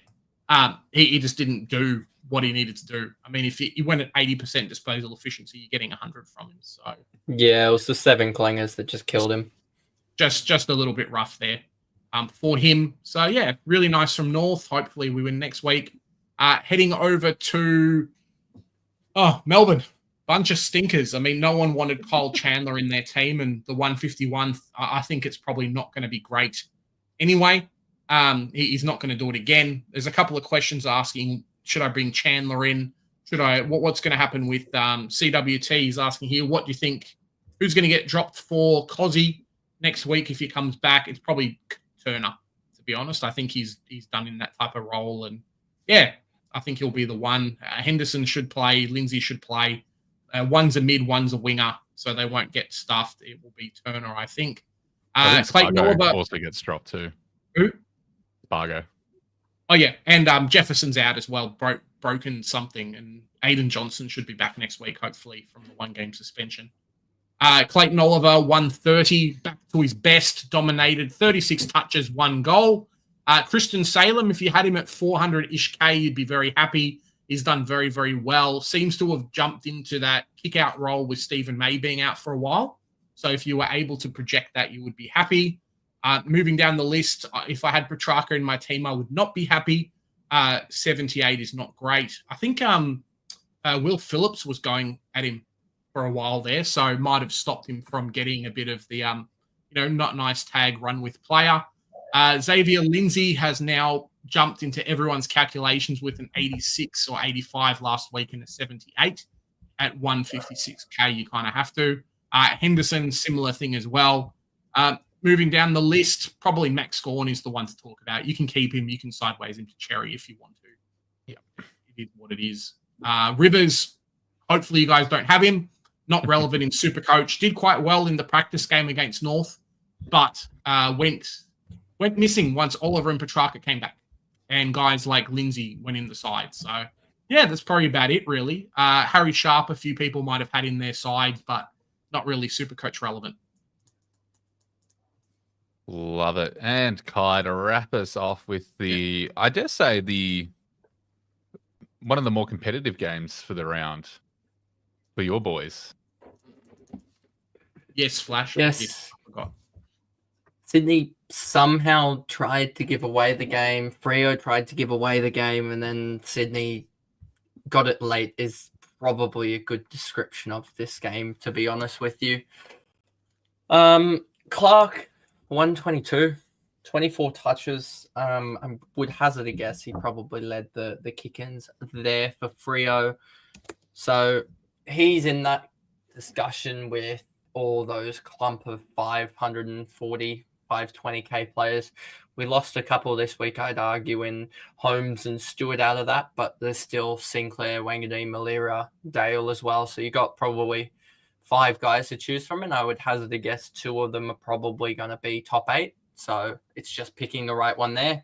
Clark has a juicy role, and we know that Freo sometimes can give their halfbacks a 60-point quarter, but we'll just see if they actually want to do that. And then going down the list, Brayshaw, the split that he got in terms of getting to 106 off 19 disposals is a little bit worrying, I would say. But he got the job done in a week, so he can obviously turn that around, and that gets that up to 25 touches. That could be a 125. Sarong, when you get 99 through a tag, that's about all that you can hope for. I mean, I was just thinking of the numbers in my head, and Jordan's tagged, 2.5 games now? And he's tagged for about 175 Supercoach points in 2.5 games. And Sarong's got about 100 of those in one game. So he's doing about 60% of the legwork in 40% of the game time. So if you think about it that way, you've done very, very well if there's Sarong 99 there. Luke Jackson, he did well in terms of just getting hit-outs, but if you actually look out the hit-outs to advantage, Grundy absolutely smoked him in the time that he was there, but Grundy's still 80%, I'd say, fitness, and that's probably why Laddams was there. And in the last quarter, Laddams just absolutely got on top of Jackson. Luke Ryan, I have a feeling Ryan's going to be that guy that we look at the end of the year and go, he just nonchalantly went down 100k or something and just wasn't in top 8, almost contention. Sean, catch you later. So, I think he's a guy that's, I said with Sicily last year, that type of play where he just ends up being priced 10 points, 15 points less than he actually is at the start of the year could be for Luke Ryan. O'Driscoll, you take the 95 and run with him because that role has capitulated in a week. He's gone from, I believe it was 68% CBAs down to 0, but there's contentious that he had 1 or 2, something like that. So that role is only going to get worse, I'd say, when Fife comes back into the side, who played in the Waffle. So that is going to be an exclusive wing role. And for wingers, we usually say somewhere around that 65 to 75 is what you hope for. So just keep in mind that if you are looking to bring in O'Driscoll with future planning with him. And then for the rest of Freo, there's basically no one else, I would say, actually relevant. I mean, Murphy Reed, 75, he actually showed he can score without kicking goals, but still, I think his break even isn't too healthy. So I wouldn't be looking at him. And that's about it for Freo. Rasmus, I mean, you had the chance, but you blew it. So I have a feeling he's a guy that will be not relevant for the rest of this year. And then Sydney, Chad Warner pulled pulled the rabbit out of the hat, I guess, in terms of making a very, very meaningful game. 26 and a goal, 1-2-2. I'm never really a Supercoach player that likes to grab the impact players. I would classify him as him, Warner. Even that's why I probably got fooled into Owen Francis in a way. These type of players that can have the 20 or 15 disposal game that they just don't do anything. So that's a wait and watch with Warner with regards to DPP. You grab him when he gets it, but I wouldn't be grabbing him just yet. Obviously on the buy as well. Roberts, he's just paying out, simply as that. I swear he had 20 or so points late, very, very late, where he just went. And I have a feeling it was the holding the ball in the D50 that got him 10 or 15 points in the last minute. That bumped him up to 115, which starts to look into the top 8 areas. And then for Sydney, Bison will be the most traded in player next week, simply put. And then other than that, I don't think there's anything. Hanley, I mean, no one was really picking him up because he had that sub game to start.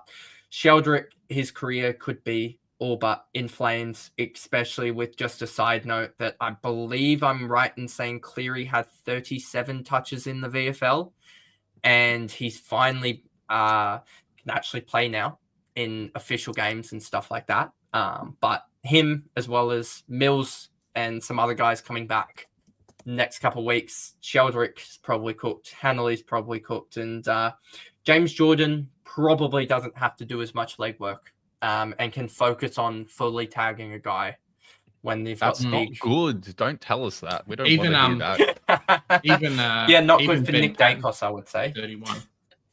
Ben Patton had 31 touches on the weekend too, so he could come back. Yeah, I don't think it was too flash from the people that watched the Sydney VFL game, to be honest with you. I think he joined in with Aaron Francis and looks good on the stat sheet, but doesn't do much. Fair enough. Do we have the Flynn rant ready to go? Because we're going to go through the rest of the questions and then we might head off, guys. So smash in there what you guys want to ask us about. We'll be here members stream tomorrow and then the drive home on Thursday. And you can always message any of us on Twitter. All our handles are there as well. So, yeah. Maybe we'll start to go through some questions. See how we go. All right. Am I getting on this? Is this? Oh, yeah. There you go. Go for it. All righty. Quick. Notes. He's put a lot of time into this, guys. So just it's like one of those hate watchers on Twitter. Yeah. Here's the rage bait. Let's go. Dear Matt Flynn, You wrote a letter. how do you let a 19-year-old keep his spot over you? There is no way that you can get 13 hitouts in a game of football. No way. And if Reed keeps his spot this week, then I'll be going to Bailey, and then I'll be talking about Bailey Williams. Because Bailey Williams cannot get pulled out midway through the third quarter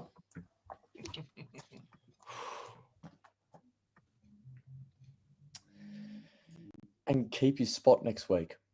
It can't happen. I'm telling you, I'm not allowing this. You can't have your main ruck play next week if he's going to play 2.5 quarters. I don't care if he had 23 hitouts. 18 or whatever it was. I don't care.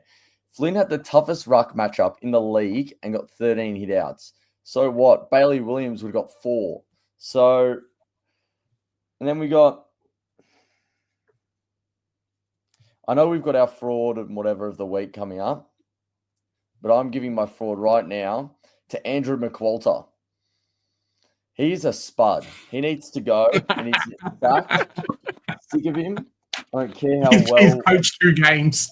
I don't See care you how later, well mate. West Coast played this week, mate. If you're picking a ruckman that's not even fit to play 2.5 game, you can only play 2.5 quarters. Oh my God, I tell you what. And yeah, I mean, if they don't pick Flynn this week, I will personally fly to Western Australia. What are they playing? What are they playing? Are they... They have the derby, don't they? So they'd be Yeah. Oh, that's yeah. right. So they'll be in Perth. Yeah, I'll Yeah. find a way to get a ticket to that game. Front row. 6:10. Right next to the race. And I will start spraying the living hell out of Andrew McQualter. Oh my God. And like, seriously, Archer Reed sucks. They need to put games into him. That's the only problem. That's what CWT's seeing here. I don't know why they don't drop Archer and run both BJ and Flynn. Yeah, unfortunately, 65, 70% ruck, play Bailey Williams 30%. I will be perfectly fine with that. He'll still get. They need to blood the kids. That's the problem. I'm pretty sure Archer Reed had the lowest non-injury, non-sub score of the round in Supercoach. He had 9. He had 9. 9. 9. Yep. That's less than how many hitouts Flynn got last week. Like, seriously.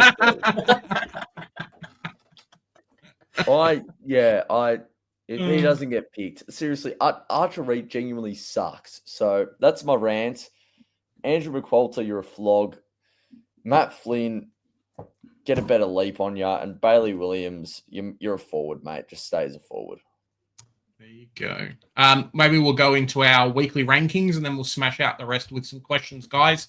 Probably another 20 minutes or so. So just chuck your questions in there. We'll plow through them as quick as we can. How did everyone go this week? Hey, there you go. I scored 1970. Best player on field was Zorko. Worst player was Tom Stewart. Yeah, it was not great. The 8 after bringing him in was not the best. Just under, I think I'm like top 4% or top 3%. So it's not too bad there. So it's pretty good. God, how did you go this week? Yeah, 1907. I'll just get it up. Captain Rosie, so happy with that. I was close to captaining Stewart, and if I did that, I would have. You'd be absent this week. I actually would have. I would have retired. I reckon retired at the ripe old age of 20. So, but yeah, pretty much anyone in my team that went anything above Stewart's score, you're a great player. And worst player, I mean, yeah, Stewart, he has to be in there, and Matt Flynn just for giving me a 0 and not playing, and he'll probably won't play this week, and I'm going to cry. So, yeah, overall rank 24,000 went up a little bit, like 3K. Hey, at least you went up. It's a plus. That is a big plus. I myself did a dismal 1938. Stewart absolutely ruined any chances. Made me take Gorn 67. Disappointing. But I think most commonly we had to put McRae in here at some point because 162, absolutely crazy. Still holding on to a top 1% rank, dropped down to 2496. Hopefully some good trades this week will help me cling on to that top 1%. And hopefully win the best out of these best 18 rounds and get the team ready for best 22. There you go. Kai, how'd you go? You guys talking about dismal, and then you look at my score. What in the world happened? if you actually look at my best, the 22 that I had on field, I genuinely think I had. I'm just looking here. I think I had 4 or 5 tons. I just had an array of guys going 70s. It was like Short, DeConing, Perryman, and then you had the rookies as well. I had to put Hall on field and stuff like that. Took the Davidson score. It was just chaos. But, Rosie kind of saved my bacon with the 130 captaincy score. And then Perryman, it was the perfect storm of just chaos for him to do that. If he had just scored even another 20, 30 points, it would have helped out. But I think he was even in my bottom 5, or would have been maybe the lowest score that I had, just showing the the chaos. But yeah, just way too many 50s to 70 scores. But overall rank of 35,000. But it is what it is, and I'm pretty sure I'm about 60 points off. I think I even looked at it. I think I'm only about 40 points off God, so just shows how close that is, and probably about 100 points, 120 points off of you boys up the top. Yeah, and I think you beat Shorty Supercoach this week, who, if memory serves right, failed to score 1,800. So you're doing all right there. Let's crack through the questions, guys. There, Patton to Cos, Patton to Cos, Foz to Henderson, Bergman to Dale. So get Henderson in, get O'Sullivan in, get Dale in. I don't mind it. You guys okay? Solid. That's too bad. Cool. Don't you dare bring in Zorko SC. Watch out. Don't do that. Zorko's the best. Frazier break even, 1 or 0. Yep, easy stepping stone player. I don't think you bring him in, though. If you started him, fantastic. If Nod didn't give away the free kick, he would have scored a 110, plus he kicked the match winner. There you go, hence the good score. Zorko has Cats, Tigers, Doggies, Saints in the next 6 weeks. Could end up 700k. It's a bit not fun. We shouldn't be happy about an injury, but anyone else do a little fist bump when Williams grabbed for the hammy? I know one person on here did. I'll not go through the Flynn anymore talk. Does anyone have any clothes I can borrow? My last week's score has left all my clothes drenched in vomit. What do we do? Who do we like more out of Dale and Sinclair, guys? If you have to pick one. Probably Sinclair just to the bye, right? But I quite like Dale in his role at the moment. I'd probably go Sinclair, just because I think someone raised it before, the DPP, the scoring potential. There's just heaps of value in that pick. And Cheese, I don't know how many iterations of this comment you need to throw around the community, but we'll get you close, mate. We'll get you close. Don't you worry. There you go. Sinclair, hard watch, 39 at halftime. Yeah, not too bad. Apparently, Champion Data have Chad Warner as a mid forward, so he could be tracking for DPP, which is cool. Who's do you think to get dropped out of Henderson? I think we covered this before. Jefferson has to go. Turner probably goes, and then there was one more. Spargo. Yep. Thoughts on Cade Chandler, guys? Do we pick him up or just one good game? I don't think he scored well last week. This is the Jake Bowie of last year. Was it last year or the year before? Jake Bowie went like consecutive 120s. No, this is the Billings pick of last year, I reckon. Directly in the same team. No. I've got flashback. Was that 10, 150 and then 10 or something? Yeah. He was sub first game, which probably saved it, but far out. That was he scored. Chandler scored 71 first game. So I just don't like grabbing a mid-pricer for a cash grab when you're getting a better cash grab out of Henderson. Yeah. Don't pay up for a player that's not going to be best 22 in the rest of your game by now. Jai Simkin round by makes it hard, 100%. Josh Ward, a sneaky pick. Can he make enough cash with sustainable scoring? What is his break even? Josh Ward has never been in my. The problem is that extra buy that he's got in a couple of weeks. He's got the buy. He's a guy I've been looking at, but yeah, just sucks. Sean, it looks like he gets CBAs when Tracksman. I think that's Matt Chandler. If Sardis is back after the buy, are you guys trading him? I think we're going to trade him just because of broken hand, and we don't know how long it's going to be there. But let's pretend, right? You've got him in your team. You don't necessarily want to get rid of him. Can you hold him until the buy? Because the buy's in 2 weeks. If the hand is 2 or 3 weeks, he could be back the week after the buy when it's best 23. Is he worth holding, or ditch the cash, potentially downgrade for 80 to 90k, and then go from there? It's hard because he might not even get his spot back.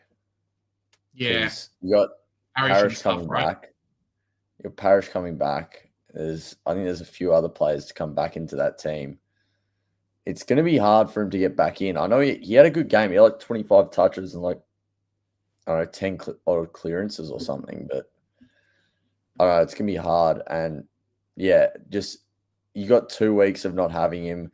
It's all right to hold, only because I'd only hold him if you had a haste, maybe if you had a hasty or a Sullivan that you'd rather just trade out now, you can probably hold, but and get more news on Sardis. But yeah. Yeah, I think it's tricky. If you have all the main rooks, like, so I've got all of them essentially. Like, I've got Nod, Ashcroft, Lindsay.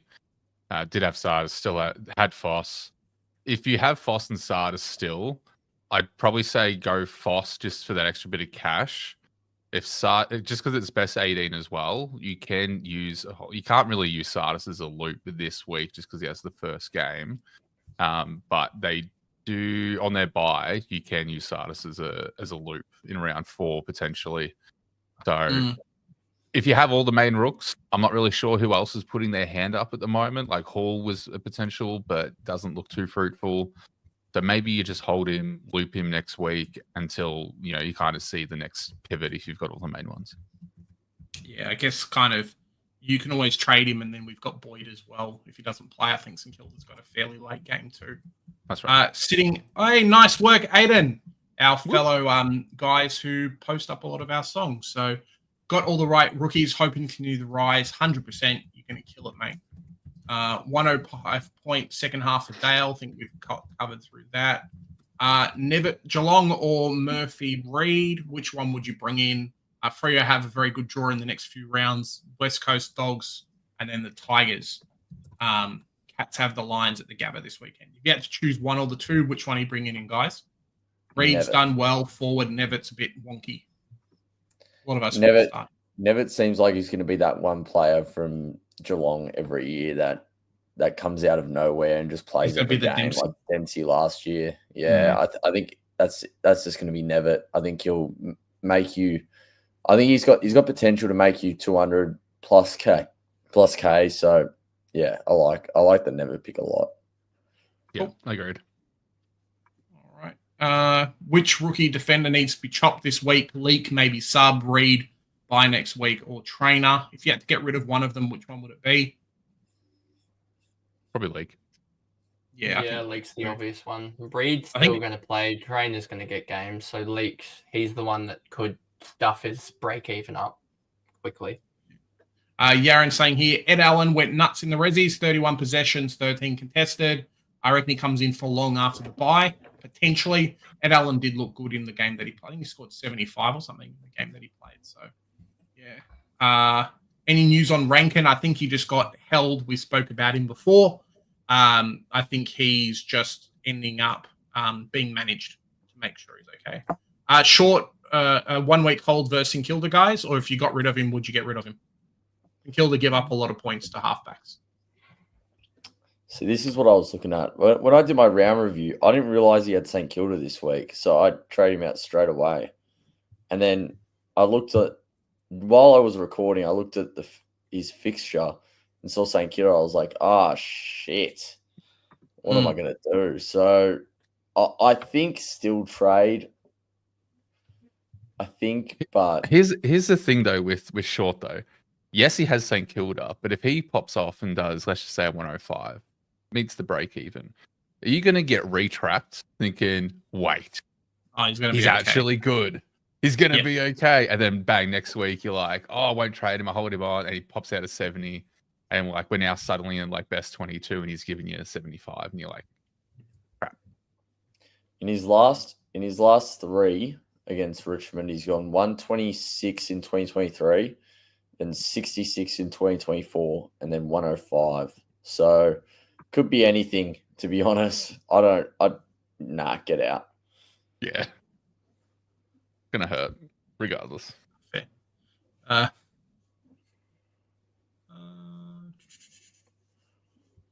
think there's a few guys here. Not sure the Saints will bring the same intensity. He won't leak as much in the best 18, potentially. I might do a video on this, Jonas, but I haven't done anything for the VFL. There is quite a few players to come back, though. Anderson, Dunkley, or Rowell, guys. Which one would you pick? And then Pete's got another question, too.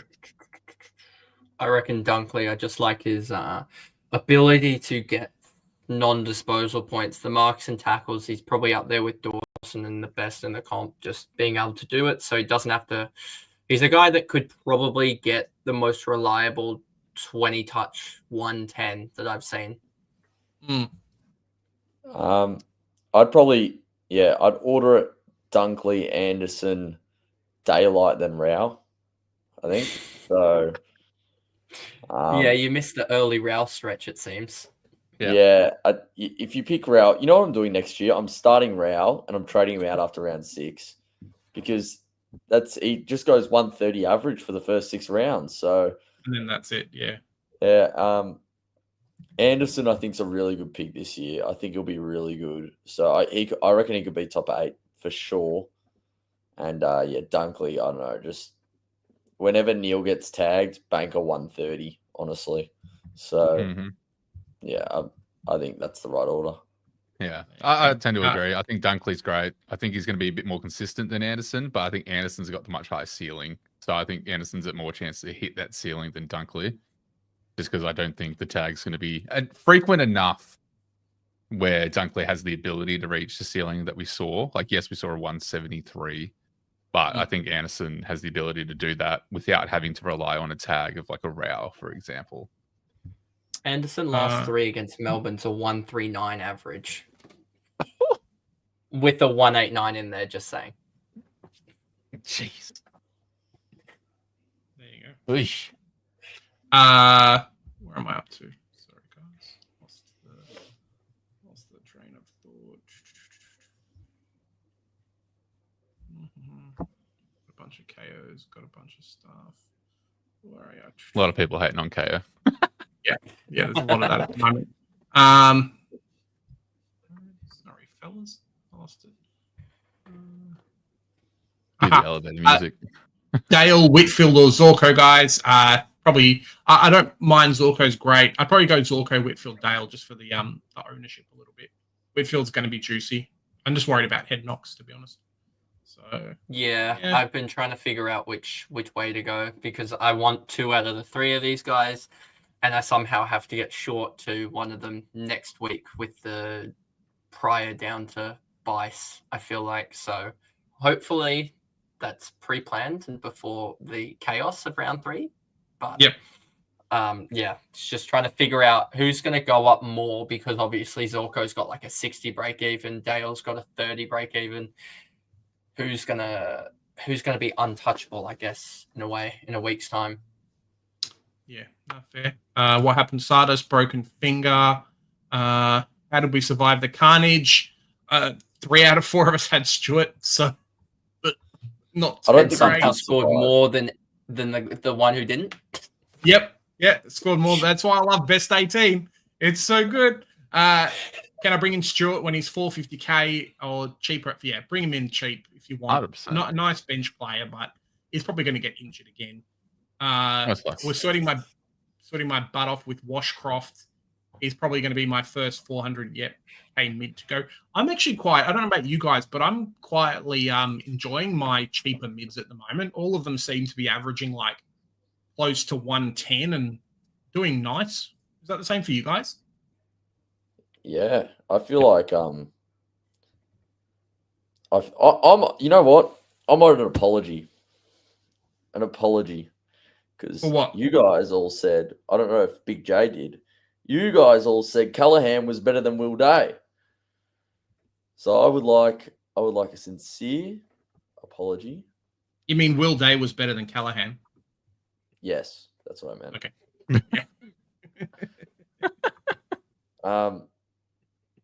Yeah, I don't know. The thing with Will Day is I feel like he's got 3 tags in the next 3 weeks. That was always the problem. Hey, he's like round up started the season with 2 tags. Yep. So I'm going to pick him up in round 6, I reckon. Cheap price. Why not? I'll go through Flash after this. Yeah, Diwa scored 166k, got a 37 last round. I'm going to pass probably. How'd you feel to dominate an AFL match? Did very, very well. Why the hell would you play a game in Brisbane at midday in mid-March? The AFL are flogs. I heard them say this on SEN as well. Like someone hates Brisbane or something's happened, and you're fixturing at the worst time of the week, right? Yeah, horrible. Yeah.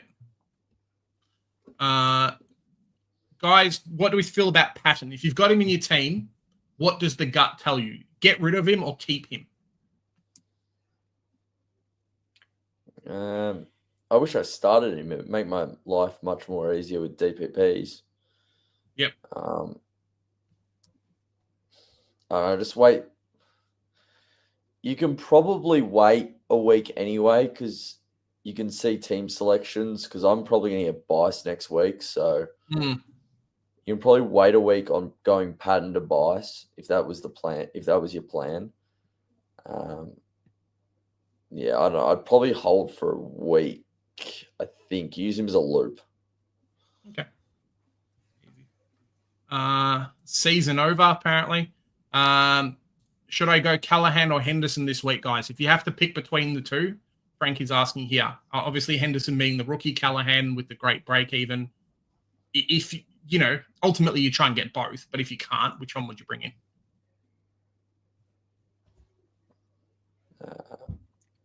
I'm not sold on Henderson's job security. I think it's all right. But yeah, I think Callahan could be one that goes potentially top 12, top 10 mid. Mm-hmm. So I think he probably averages more than Tom Green this year. I don't know. That's kind of my gut feel. Because I think You quite like him there.